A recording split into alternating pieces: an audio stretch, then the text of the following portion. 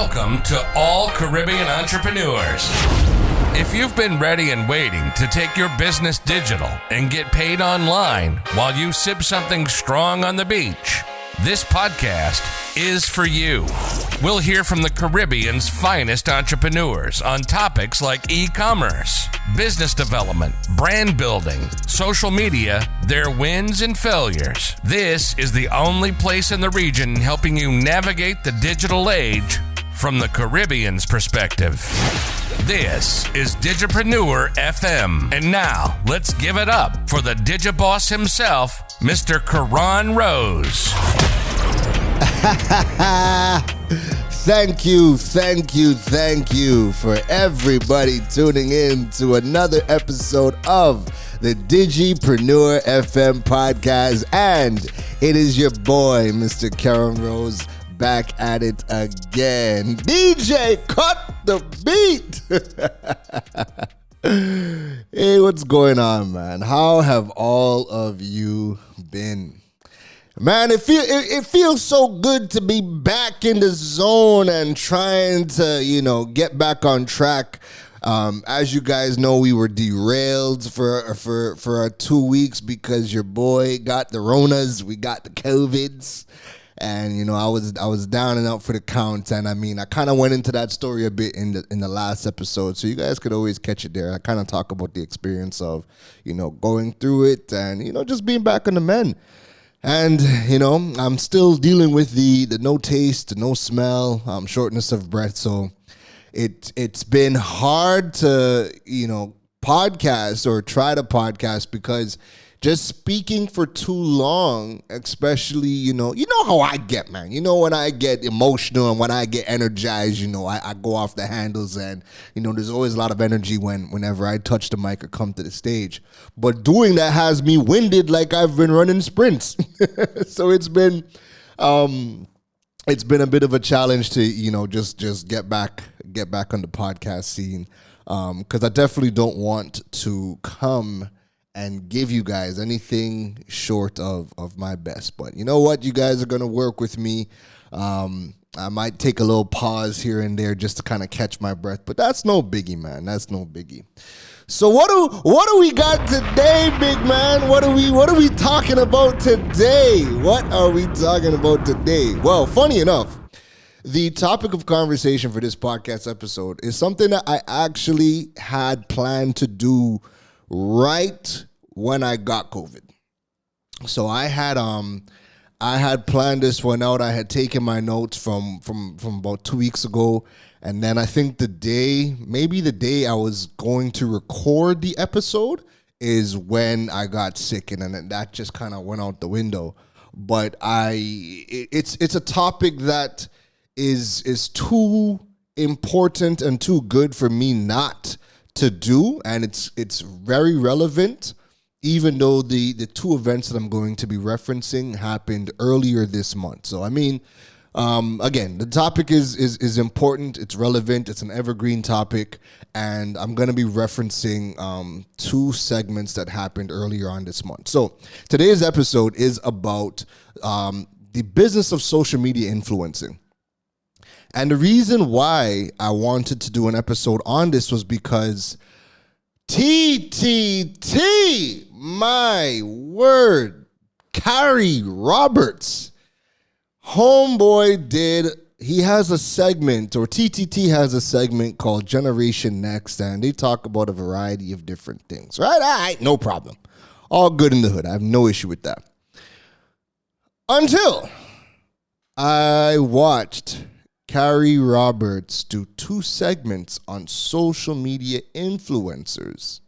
And he attempted to do a segment on kind of the business of social media influencing and trying to expose, the audience to, how this could be a way of generating revenue for yourself and whatnot. And the two segments he did, these are two separate segments. He interviewed a girl named Anastasia Mutu and another girl by the name of Bianca Manzano, Chinese chick, right? No problem, all right? No problem. I have nothing against these individuals. what I have an issue with and what we're going to be diving into is just the who they picked to do this segment on and the information that was brought to light. Because this segment, to me, the point was to expose people to the world of social media influencing and using this as a way to generate revenue for yourself. But it highlighted everything wrong with the business. It highlighted every single thing wrong with social media influencing.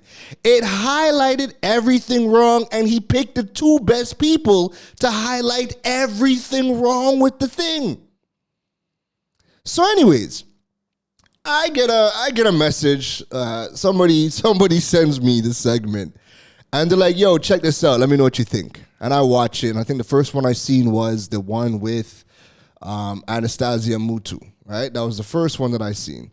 And I watched it. I'm like, this is terrible. I'm like there's better examples in the Caribbean. We have some really good examples of people who are not just popular on social media and accepting money or contributions for brands to tap into their audience, right? That is like the lowest hanging fruit and also the most inadvisable way to go about making money through social media influencing, right? And we're going to get into why and all that stuff. But it's when you become popular, and you become popular because of whatever. And again, Carrie Roberts picked two people. He picked two females, two very good-looking females who, I mean, it's Instagram. Any good-looking female in a bikini, is going to get attention, right? It's going to get attention. Like it's called a spade, right? They're going to get attention. No problem. I have no issue with that, right? But to now do a segment on social media influencing, you pick two people who are beautiful women, they have a following, and you're trying to expose people to social media influencing and the business of it, and you pick two people where the only thing that they do is allow brands to tap into their audience. They do other things, but we're talking about the business of social media influencing, right? So they haven't built a business around the social media influencing aspect, and we're going to dive into that, right? So let me kind of just go to my notes and whatnot. Some of these notes I took right before I got sick, and I kind of had to refresh my memory. But anyways, let's go. Let's dive into it, right? So again, this was a bad segment for me because it highlights all the things wrong with influencer marketing, the traps, and again, just all around bad examples. There's a few things that was said in both of these segments that just threw me off because it's like, yo, you're not even doing your own homework properly to do this segment. And you're doing more damage because you guys have such a large following and such a large audience. You're doing more damage than good. And I understand the intent of this segment was, again, to be good. He's not, purposely trying to mislead people. But I just don't think that Carrie Roberts did any kind of homework to understand the business of marketing and social media influencing. And you pick two popular people who are not good examples of what this thing is really about. We have better examples. Anyways, one of the things that he said in the segment that I literally had to hit pause and I was like, yo, man, forget this, man. I'm not even watching this garbage, right? Was in it, Carrie Roberts is like, influencer marketing, is rising. It's a trend. It's on the rise. And it's like, what? In 2021, these are things that you're going to spew. These are things that you are going to say. Influencer marketing isn't rising, nor is it a trend. It's been around a long time, even well before social media even started, through publishers and athletes doing commercials.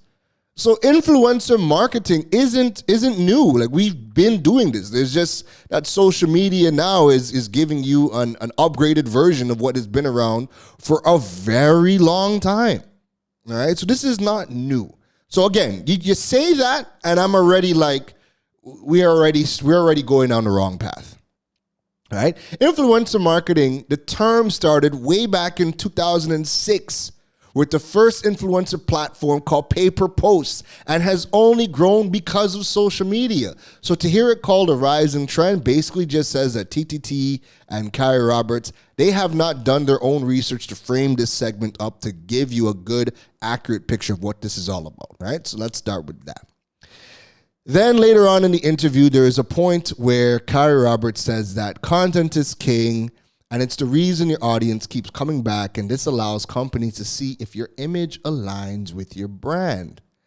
Now, this is problematic for me because since when the F was influencer marketing limited to your image?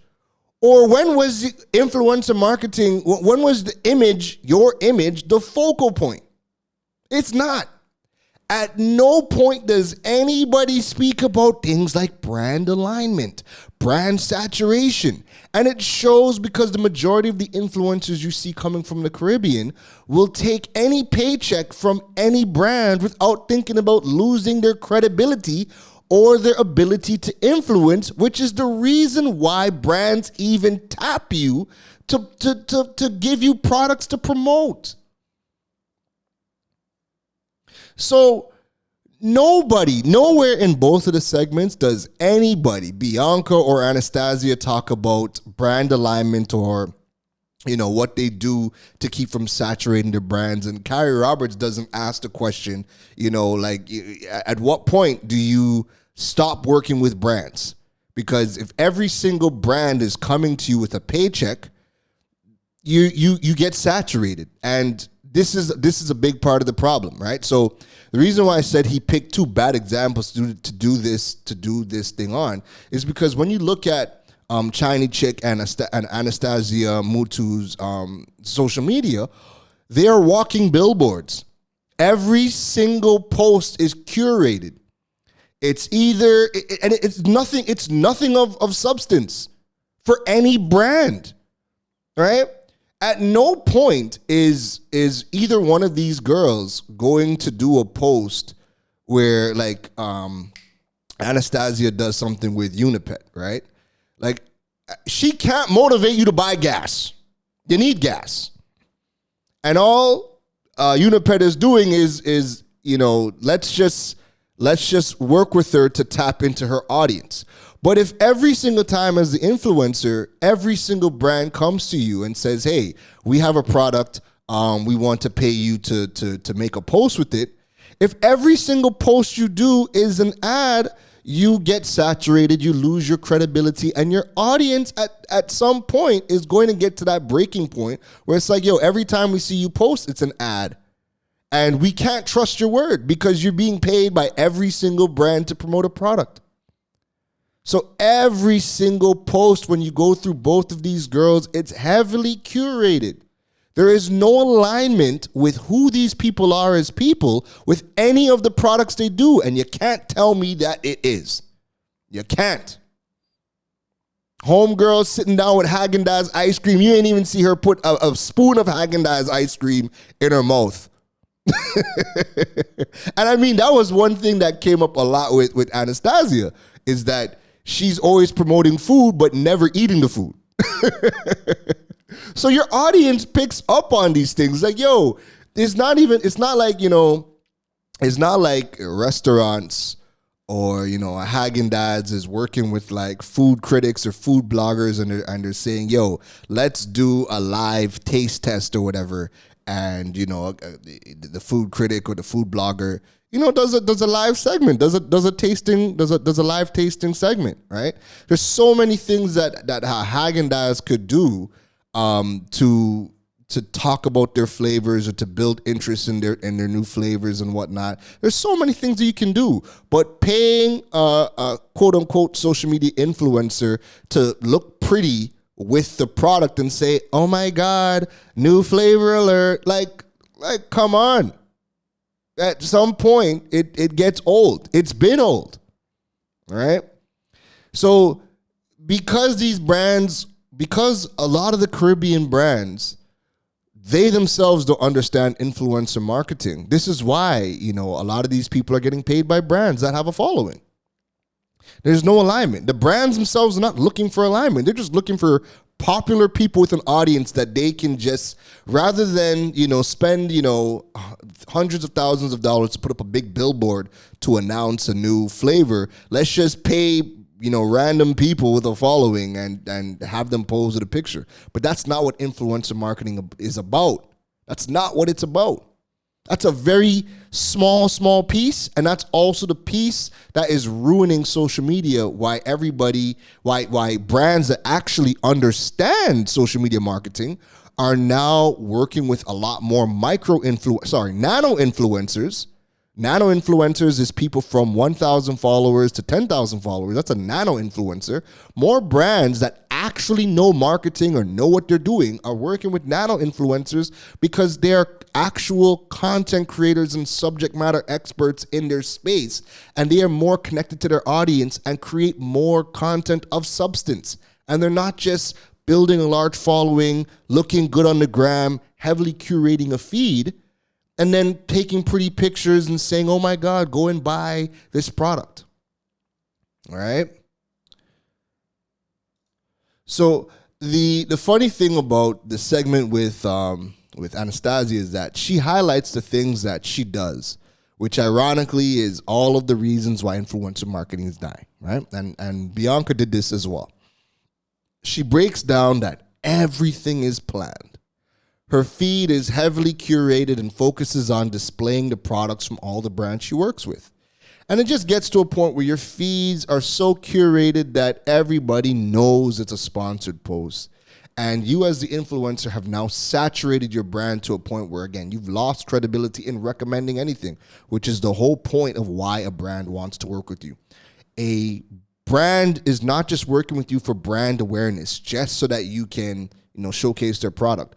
Ultimately, your brand should be focusing on who actually has influence for people to purchase and buy.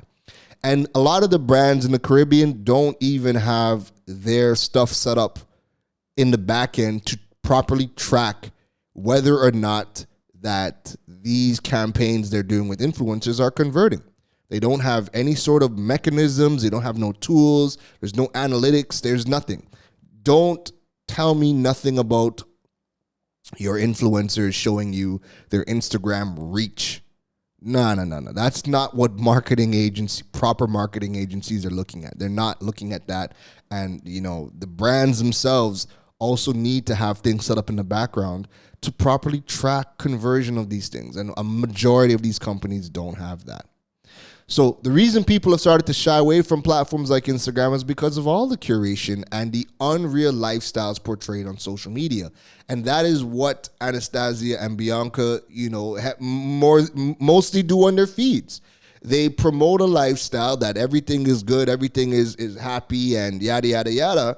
And they're posing with proper products. Now, again, no problem with that. I don't care that they're doing that. The issue is TTT decided that if we're going to, talk about the business of social media influencing, these are two good examples when there are better examples of people who have built their influence but also built a business around their influence.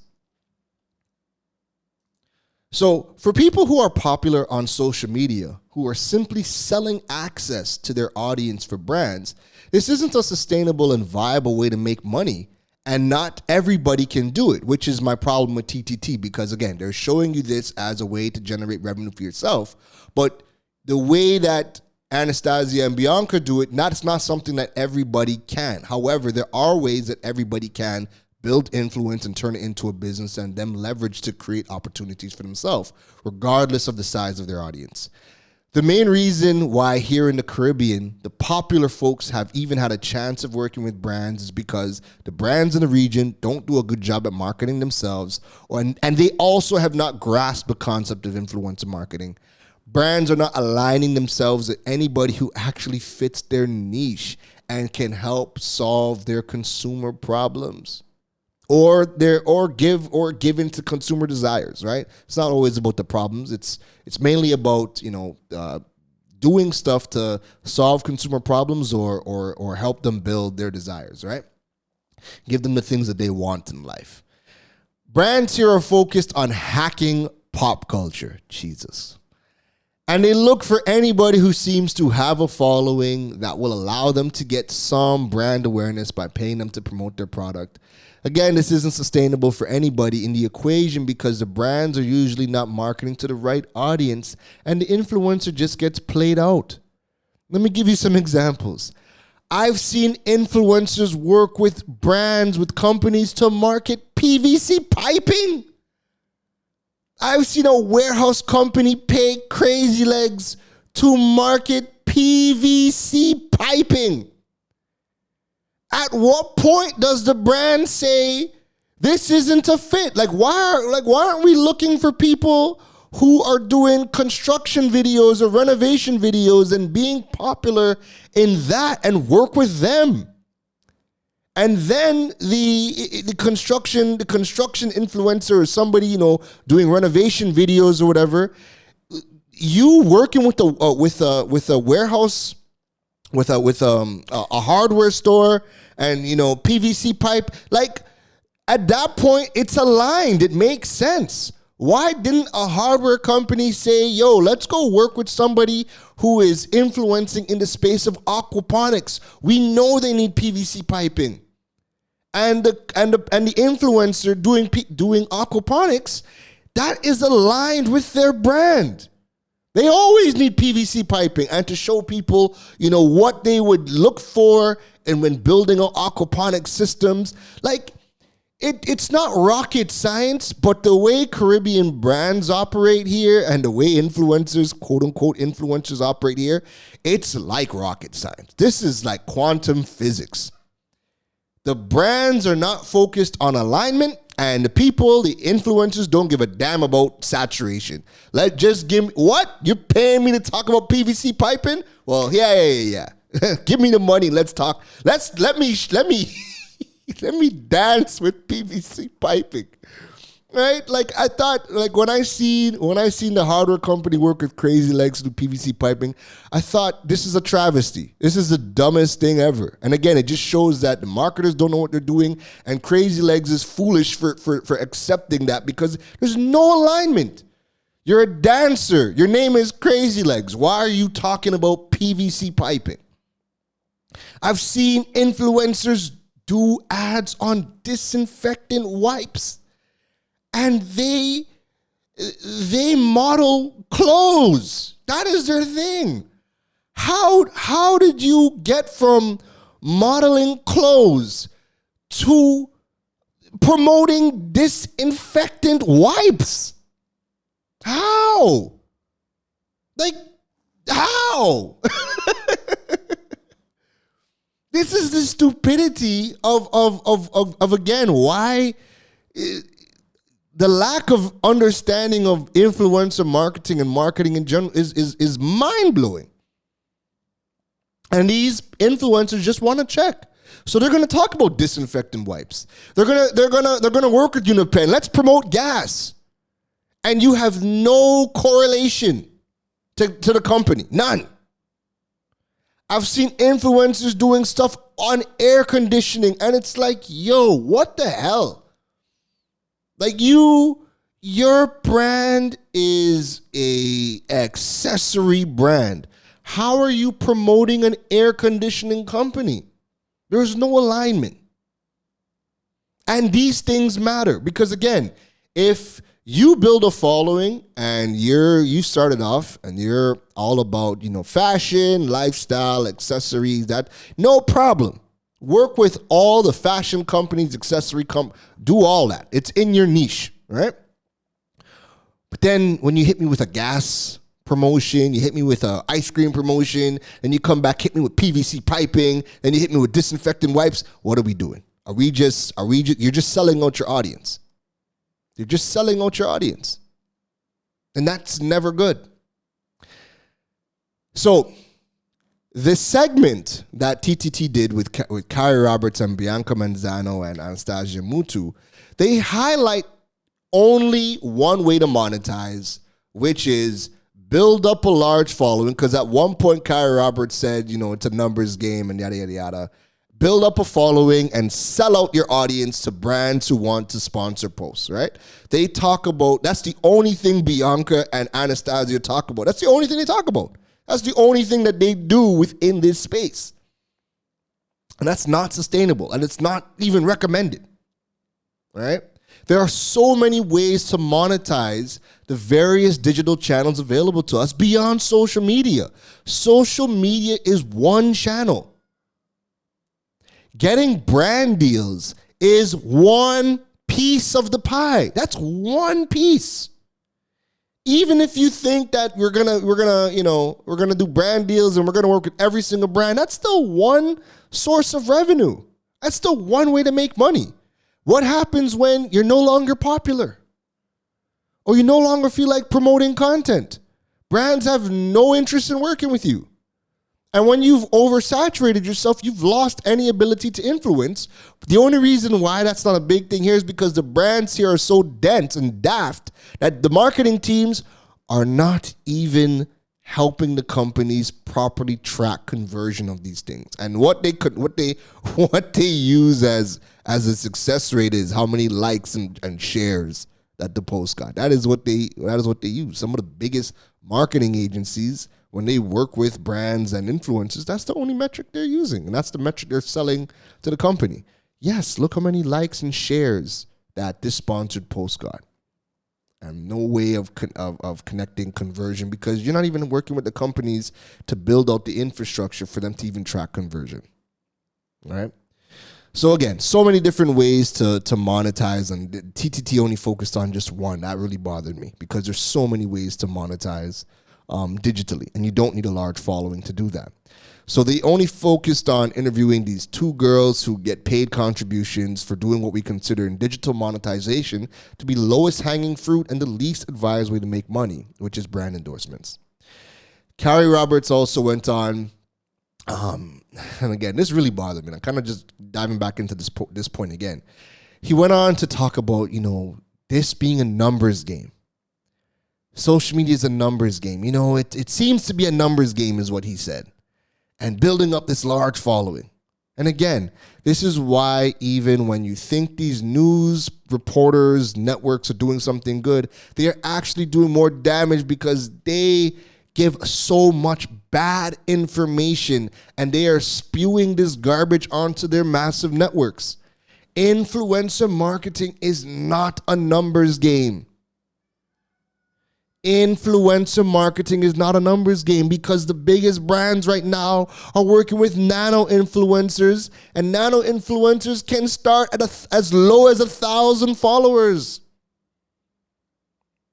So it's not a numbers game, Carrie. It's not. It is a value and alignment game. A company should be scouting people from the smallest nano influencers to the mega influencers, seeing who aligns with our brand and how much value can that influencer give our audience. And value is not a pretty picture posing with your product. That's not value. That's nothing of substance. It's brand awareness, but that doesn't move the needle. Doesn't move the needle.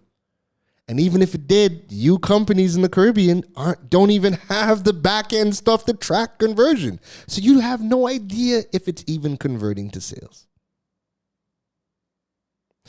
In the segment with Bianca, he goes into highlighting the large followings again. And this goes to show you that, like I said, they really didn't do their homework, because if you would have interviewed people who could have properly articulated how influencer marketing works, they would have gone into how they have properly built a business around it to show people that a large following is not needed to get paid or create influence. I've worked with brands from when I had 1,000 followers. I've gotten paid working with companies like Huawei, Samsung, B-Mobile, Digicel, Loop. I've worked with companies, I've gotten paid from companies with a small following when I just got started out. And that was all because of alignment and value. The content I create was valuable to the audience that I was serving in my niche, which was telecommunications and smartphones when I got out. So naturally, when a B-Mobile or a Huawei or Samsung or Digicel, when they reach out, they see the value and the alignment with the brand. The stuff I'm talking about is in their space. It directly aligns with their brand. Hey, come do stuff with us. The following never mattered. Following never mattered because of the value of the content that I was creating. They had an audience. They have customers. The information and content I put out helped them. How much is it going to cost to work with you? And I was getting paid. I was properly getting paid from day one. From day one, I was getting paid over $20K to do segments. From day one. I've done a lot of free stuff. I've gotten paid for a lot of stuff. And that was regardless of following. So I repeat, Carrie, this is not a numbers game. Some good examples of people who I would have liked to have seen them interview on this topic is like interview Rody. Rody the entertainer has been around for some time. He's built a following, but he's not just the comedian that you see. He has turned his influence and his popularity, he has turned it into radio gigs, hosting gigs. The man has done summer camps. He has his own summer camp for kids, and he brings in other people to do arts and craft and teach people and teach kids different skills. Like he merch. So there's so many different parts of the business surrounding Rody, regardless of the following. He has turned the following into a business and created multiple different revenue streams and business opportunities from the brand. You know? And again, he has a large following. I look at a guy like Certified Samson. Certified Samson has built a large following, turned the following into, he's turned it into a radio gig. He gets sponsored. He gets sponsored for his segments. Yes, he's also done merch and done very well on the merch game as well. Right. Devon X Scott, my guy he's not just getting paid for sponsored posts, but he's getting affiliate marketing money. He's getting YouTube money. He's getting money on merch. He has turned his ability to create captivating videos into a service. So even if he's not getting paid to do a sponsored segment, he gets paid more as a videographer.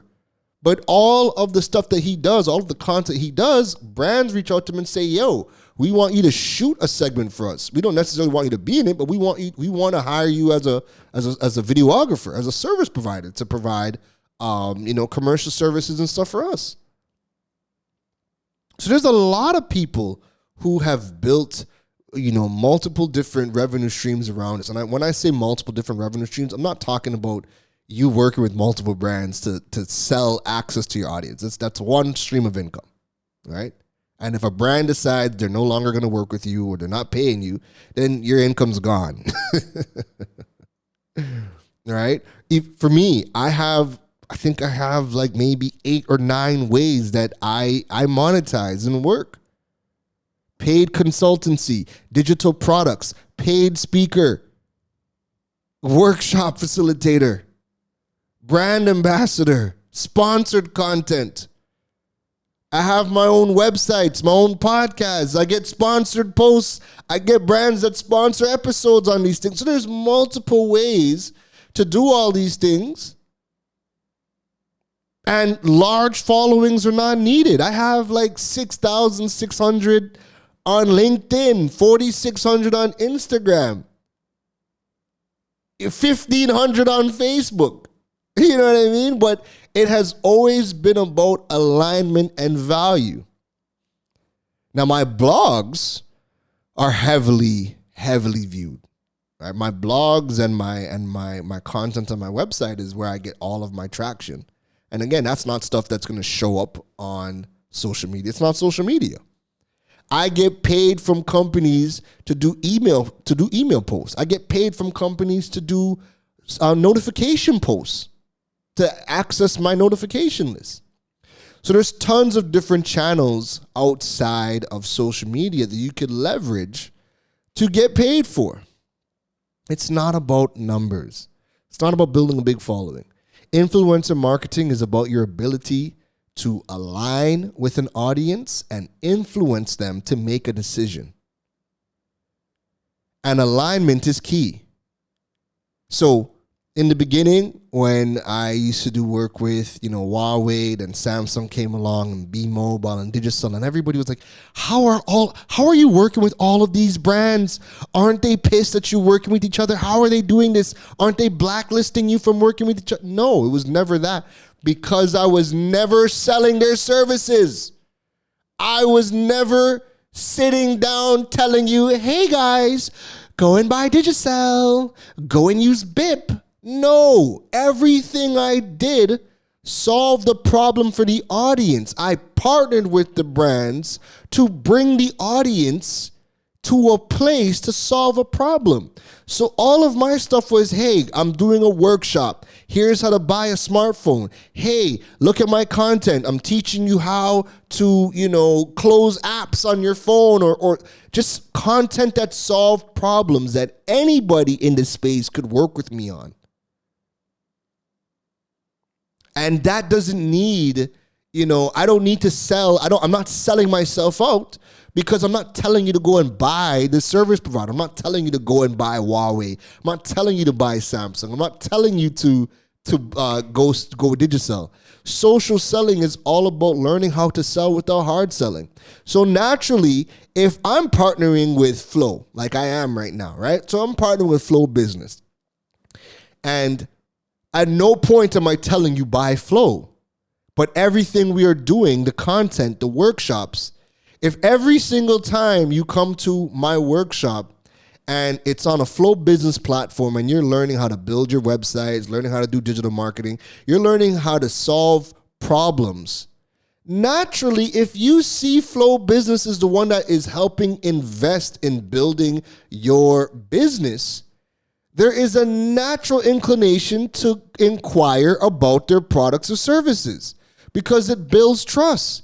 If every single time you're coming to a Flow Business event to learn how to build your business, well, unless the next logical question is, hey, Flow Business, what other products and services do you have that can help me in my business? Oh, you guys offer internet and service. Internet. You guys offer PBX services, cloud storage. You guys have an email marketing platform. Oh, okay, I think I could get jiggy with that. I think I could go and subscribe to those things. I've been coming to the workshops for some weeks and some months. There's trust. And at no point is no point are you going to see a post of me saying, go buy Flow. I don't need to do that. And Flow understands, and Flow Business understands that, the relationship that I have is as a problem solver. So we're never going to tell you to, hey, go tell people to buy us. Because if we build trust with actually solving problems, the next natural inclination for people is to inquire about other products and services that they can get from a business to help continue to solve problems or gain desires on their journey. So this is why this whole TTT segment, Generation Next, on social media influencers with Kari Roberts and Anastasia Mutu and Bianca Manzano, I think is absolute garbage. I think it's utter trash. Like, no homework was done. It's misleading. It's wrong information. You pick bad people to showcase, the business of influencer marketing and how everyday people can not wear a bikini and build a following and make money doing this thing and not have to pose with the product in their hand to say, hey guys, buy this. Oh my God, it tastes so good. And you're not even eating it. Right? Nothing else was highlighted in terms of building the business around your name and your brand and creating multiple streams of income and really leveraging how you can use your influence to turn this into a business that isn't relying on brands to pay you to tap into their audience. So again, they could have used other people, and you know what? This is an episode where I wish I called up, my girl Dr. Terry Carell in Jamaica, because this is a topic that she kind of dives into a lot randomly from time to time. Some of the biggest, Dr. Terry Carell is one of the biggest influencers. Don't call her that. She hates it, right? Because of what the stigma is of influencers. She's not that. She's a business in herself. As Jay-Z said, I'm not a businessman. I'm a businessman. Let me handle my business. Damn. That's the vibe that she's on, right? So brands reach out to her every single day. She's like, she's been offered millies in Jamaican dollars. And she's turned it down because it's like, there's no brand alignment.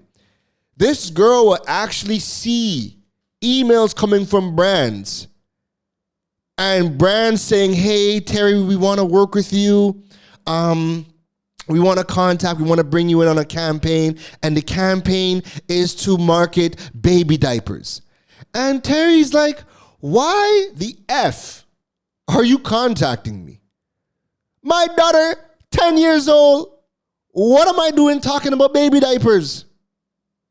Ooh, what picnic may not even have no niece or nephew to say them need Pampers for me to just go and work with them and get the Pampers and fling it to somebody else. There's no alignment. No alignment. Companies just come in because she has such a massive following and she has influence and she knows that she has influence and she protects her influence. So she's never going to recommend or work with a company that she doesn't believe in herself to her core. That way, when she shows up, when she does decide that the brand reaching out is in full alignment, you get the best of her. And her enthusiasm for the product or service oozes. And she puts her head on a block and says, guys, this is it. When I say this is it, this is it. This is it. Go and check this out. People believe her because they know she's not just going to recommend any and everything. Terry is not going to go work at a gas station and say, buy gas. She's not going to do it. It would have to be something that made sense. And this is where, and let me give you an example of alignment, right? So Unipet here, hey guys, let's work with influencers and tell them to buy gas. Or we're doing a raffle. Go enter into the raffle to win prizes. Terry not doing that. If you are a gas company and you want to align yourself with the great Dr. Terry Carell Reed, what you would have to do is you would have to say, Terry, you and your bestie Garfield are traveling all over the island of Jamaica. And you guys are known for hitting all of these, unique spots, little small spots, and you guys like to show off the country and really represent Jamaica. So here's what we want to do. Here's what we're going to do. We want to do a segment where you and Garfield are traveling Jamaica. You guys are doing a day tour and hitting as many spots as you can, right? And we want to sponsor that segment. And we want to, we want to pay you, but then we also want to pay for all of the gas. So we want to promote, we want to be the sponsor of the segment, but you guys are going to be in your element. You have full creative control, travel all over the country, hit as many spots as you can, right? And obviously on the way, before, mid-trip, or whatever, you're going to fill up on gas and give us a plug and da-da-da-da. But that is where you would have to come. You're not going to go to Terry and say, tell people to buy gas and take a picture posing by the gas pump.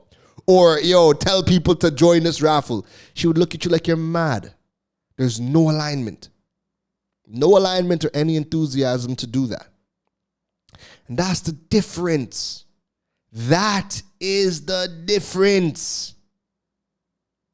So brands, alignment and value. Stop just looking for people that have a following, that look good, man or woman, and telling them to pose with the product and post it up.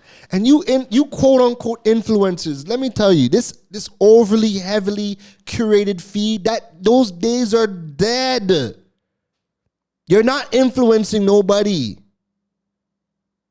Oh my God, we have to put in so much work to curate our feeds. No, F you do. Like, you don't, man. Like, stop it, man. Stop it. Like, yes, it's work to curate your feed and get all that stuff. I'm not denying that. But like that is the problem with social media right now. You are the problem.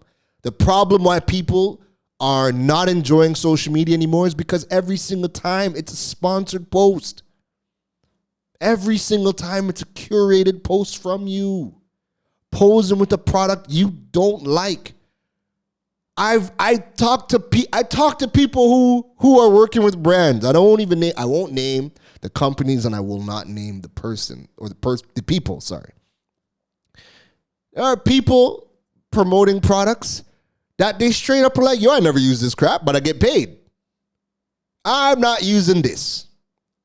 I don't use it.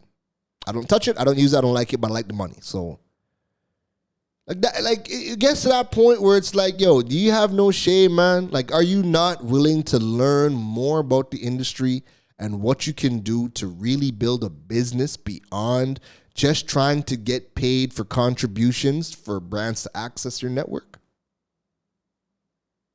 Think about that for a second. Because at some point, you're not going to look good anymore. At some point, you're not going to be popular. At some point, your influence is going to be gone. Even if you look good in a bikini or you look good with your shirt off, at some point, your influence is going to be zilch because you have no credibility with the audience. You sold them out time and time again, telling me to buy gas, telling me to buy PVC piping, go buy an air conditioner, go buy a smoothie, go buy some ice cream, go buy Pampas. So, I mean, again, things got to change, man. But anyways, that is the episode for me today. This is, again, I wanted to dive into this. I was supposed to do this before I got sick. Again, the TTT segment, Generation Next on social media influencers with Carrie Roberts interviewing Bianca Manzano and Anastasia Mutu, to me was absolute garbage. I think it's misleading. We need to do way better, way, way, way better. TTT, y'all need to get people that if you're going to be doing these things, do your homework. Do your homework and have and structure these conversations better, and do your homework enough to get better people that can actually articulate this industry better so that people can learn and actually do it. You could be creating content with 100 followers and making money. Leave it to TTT and the two girls they interviewed. Oh my God, you need a following.